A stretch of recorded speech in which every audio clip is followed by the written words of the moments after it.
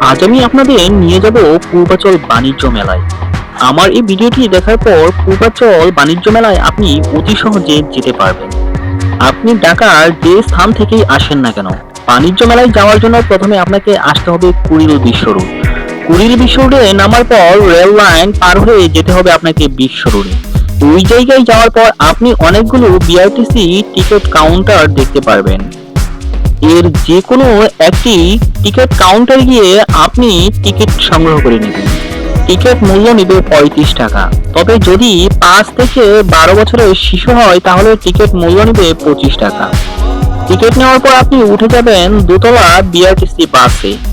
তবে মেলার সময় বাসগুলোতে অনেক ভিড় হয়ে থাকে, এই জন্য আপনাকে তাড়াহুড়ো করে যে কোনো একটি দোতলা বিআরটিসি বাসে উঠে যেতে হবে।